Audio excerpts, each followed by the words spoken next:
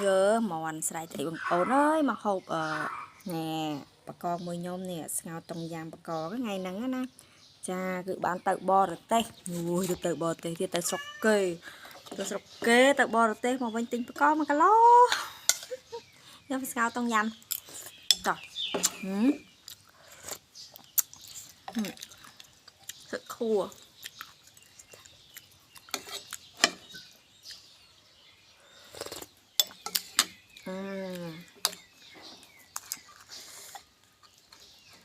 bạn thơ thực trai có con tiếp em mà để bạn thơ chẳng nghĩ bạn thơ thực trai có con cho lụ sạch ạ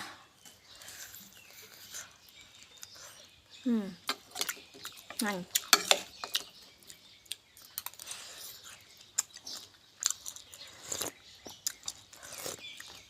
mà hộp bài ông con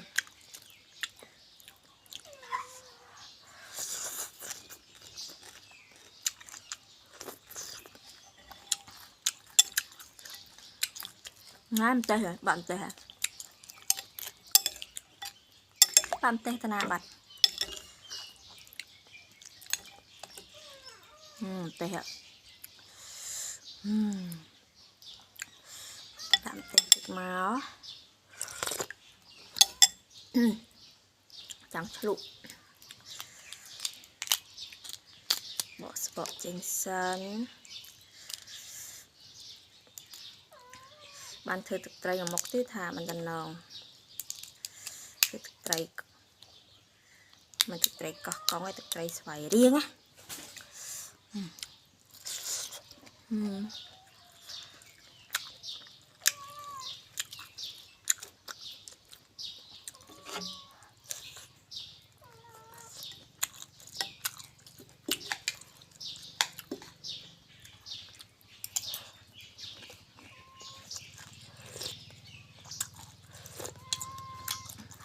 hơi lòng bạch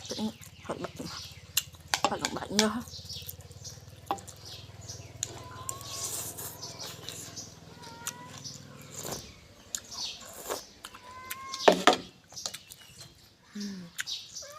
mực khô à wow một này ô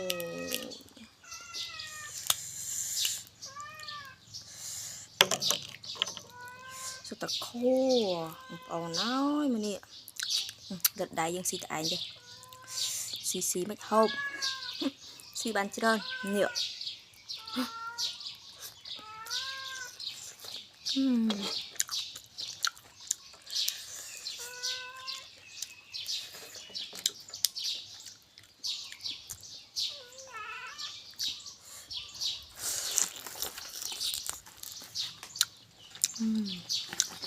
khô không